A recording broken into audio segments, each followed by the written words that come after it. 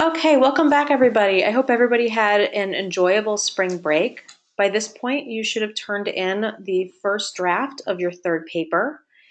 And this week, what we're going to be doing is we are going to be revising your papers with paying particular attention to the issue of citations. So this first lesson is called Citations 1.0, Quoting, Paraphrasing, and Summarizing.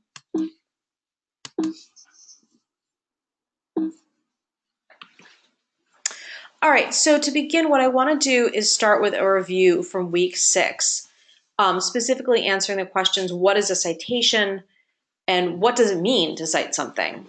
Simply put, to cite something is to name the sources that you're using. And a citation, in essence, is the conversation that is taking place between you and your sources. So why do we cite? Well, there's a variety of different reasons. The first and foremost reason is that we cite to be honest. When we fail to cite a source for either quotations or for paraphrases, we're effectively stealing that source's evidence and ideas. We are plagiarizing. The next reason is to impress our readers. When you cite, it shows your readers that you've done your homework, and that you have authority in order to make the claims that you're making. And your professors are going to actually look in your papers to make sure that you have done your research and that you know how to handle your different sources. So it's very important to cite all of your sources and also to cite correctly. And the third reason is to engage with other sources. That is to claim a voice in that conversation that's taking place. And if you think about a research paper really is a place where you are having a kind of conversation or where you are engaging with a variety of other sources. Now, oftentimes students will tell me that they're worried that if they cite too much that their own voice is going to get lost. And that really is just not the case. In part, that's because your professors are looking to see how it is that you handle sources. And when you put sources together and you begin to cite them and you begin to explain them, that is the intellectual work of your paper. And that's part of what your professor is looking for. All right, so what do we need to cite and what do we not need to cite? This was an issue that was brought up in week 6. And basically, you don't need to cite common knowledge. Common knowledge is knowledge that we all just know, like dates or places, or kind of general cultural knowledge. But you need to cite everything else, even if it's ideas that you didn't think of on your own. So we're going to take a little quiz. I want you to think about which of these facts are common knowledge and which ones are not. As I go through them, I want you to start to think about which ones you would put into which column, the common knowledge, the non-common knowledge. The first one is July 4th is American Independence Day. The second is that New York just passed legislation allowing for a partially paid family leave to all working adults. The third is that Al-Qaeda was responsible for the attacks on 9/11, which brought down the World Trade Center. The fourth is that President Obama supported Syrians because of his views on American history. And the fifth is that American youths today are very connected to communication technology. So I've already grouped these. As you can see on the left-hand side are the things that are common knowledge. That means that if you're using them in your paper, you would not need to cite them. And that includes July 4th is American Independence Day. Al-Qaeda was responsible for the attacks on 9/11, which brought down the World Trade Center. And American youths today are very connected to communication technology. So what you'll notice is that these are things that either you've just grown up knowing, or they're things that people talk about so often that there is no way that you could cite that information. And you might also notice that this information is fairly generalized. So as a rule of thumb, if you're writing a paper and you find that you don't need to cite anything because it's all common knowledge, your paper is not being pitched at a critical enough level. You need to begin to think deeper. Now, on the right-hand side, I have things that are not common knowledge. That is, things that need citation. The first one is that New York just passed legislation allowing for a partially paid family leave to all working adults. You probably wouldn't have known that unless you'd read Rebecca Traister's article, so you would need to cite that. The second one is that President Obama supported Syrian refugees because of his perspective on American history.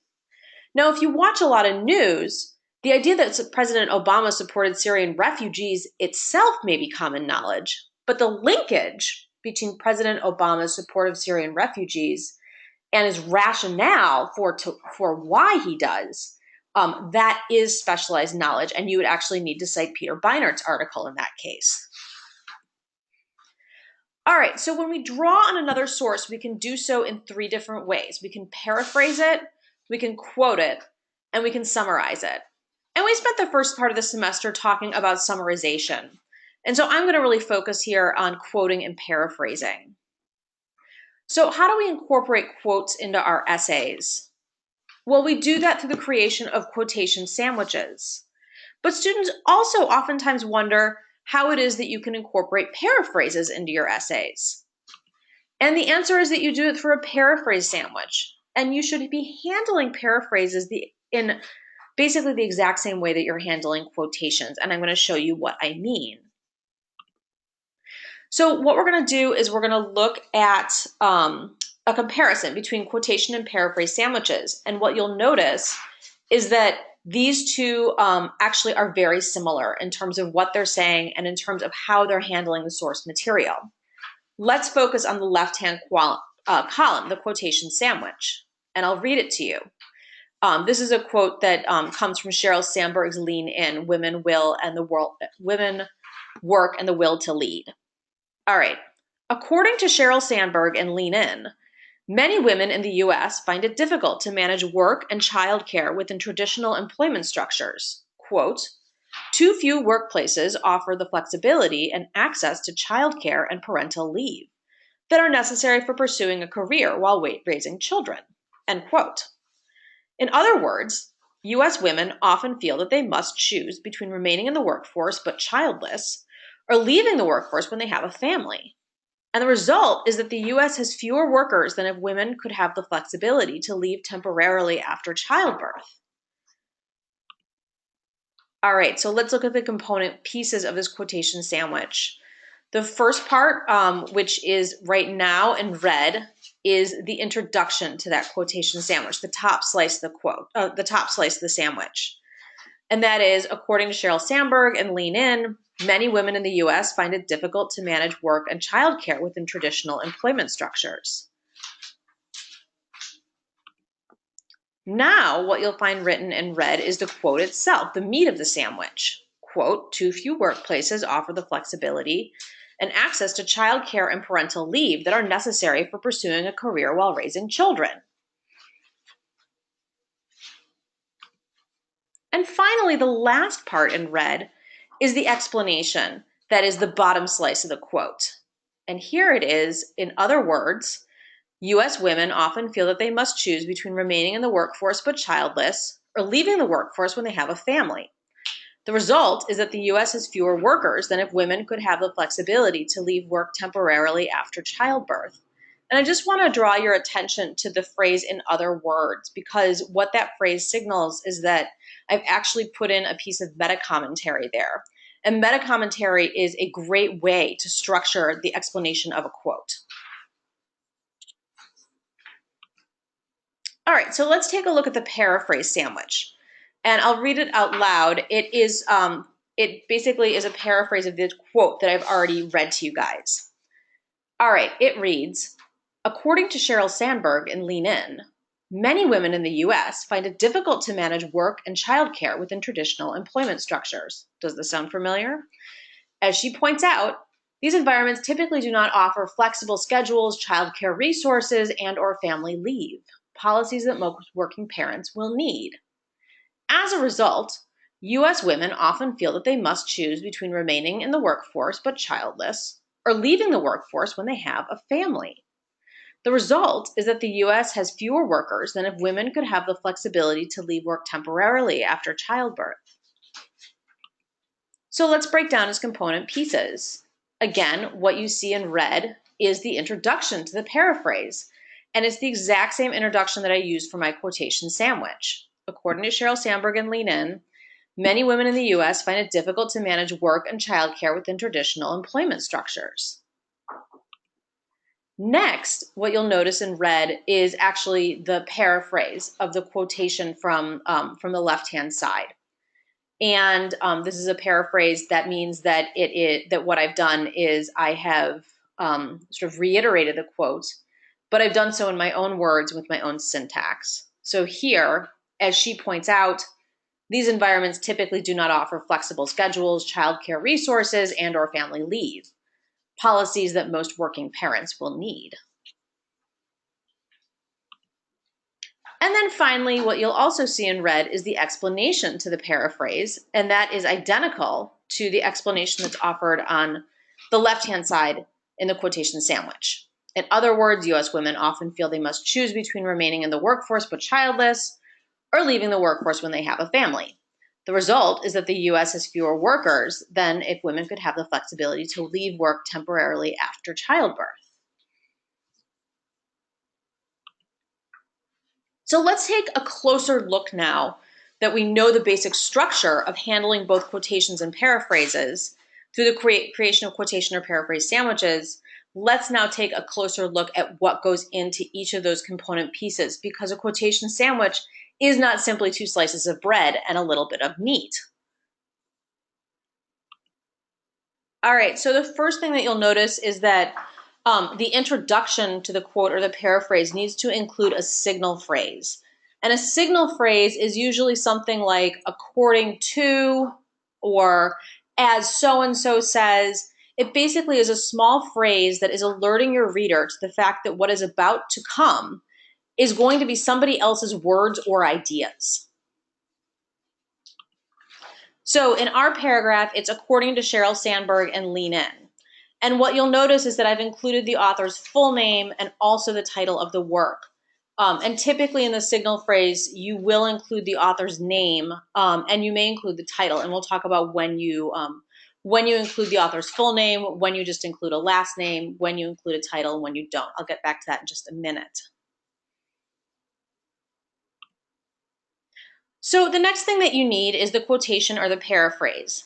And whether you have a quotation or a paraphrase, both will end with a parenthetical page reference. That means that right after that quote or paraphrase, you're going to put the page number in parentheses. So I'll give you an example for the quotation sandwich. Here you're going to find a parenthetical page reference after the quote. The quote is too few workplaces offer the flexibility and access to childcare and parental leave that are necessary for pursuing a career while raising children.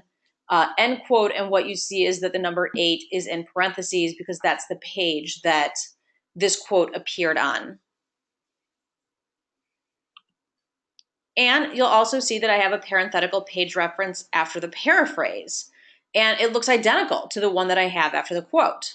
In this case, it's as she points out, these environments typically do not offer flexible schedules, childcare resources, and/or family leave, policies that most working parents will need. Again, you have the number 8 in parentheses. And so the reason why you do things like including that signal phrase and including the parenthetical page reference are twofold. One is you want to include the parenthetical page reference because oftentimes your readers will want to go back to that original source and they'll want to read the quote themselves for any variety of reasons. And so similarly, they'll need the page number and they'll also need the name of the author. But the other reason why we do this when we create a quotation sandwich is it functions as a signal to our reader for when you as the author are moving into somebody else's language and somebody else's ideas and when you're moving out of it. So I'll give you an example. On the right-hand side, we have our extremely skeptical reader. On the left-hand side, we have our quotation sandwich, and then we also have thought bubble. So when our reader reads the term, according to Sheryl Sandberg and Lean In, what he's thinking to himself is, okay, now the author of this essay is presenting somebody else's idea. That is, that signal phrase is signaling to the reader that he's moving into the realm of ideas and words that are not yours. Then when he sees the quote or the paraphrase, what he's thinking is, okay, so this is what Sheryl Sandberg has to say on the topic. That is that it's completely clear to the reader that there's a separation between your ideas and language and Sheryl Sandberg's ideas and language as well. And then finally, when they see that parenthetical page reference, it doesn't just tell them what page to go to, it also signals to our reader that you're now done with somebody else's language and that what they can now expect is some kind of explanation or analysis of that language. So when they see that parenthetical 8, he thinks, okay, quote time or paraphrase time is over. So what comes next is the writer's own ideas. And that's part of why we include a quotation sandwich. So when you are, the last thing is that after that, the explanation the reader will now understand to be basically the intellectual work that you are now doing. That if you're offering the author's quote, that now what you need to do is you need to explain to your reader how it relates to your argument. So in this case, he is reading the explanation to my Sheryl Sandberg quote, and he's thinking to himself, I get it. This is what the essay author thinks is really important about the quote. All right, so the slideshow is now ended. What I'd like for you guys to do is to turn to your essay, and I want you to go through and do a couple of things. First is I want you to check that every single one of your paragraphs, with the exception of the conclusion, contains 2 different sources. That is, that you need to include quotes or paraphrases from 2 completely separate articles for your introduction and for all of your body paragraphs. Once you've ensured that you have 2 separate sources per paragraph, what I then want you to do is to go back through and make sure that each one of those sources is presented as a quotation sandwich, and that those quotation sandwiches include a signal phrase to start and also a parenthetical reference prior to the explanation. And for our next lesson, we're going to look at actually how to format quotes and paraphrases. But that's for next time. All right, see you soon.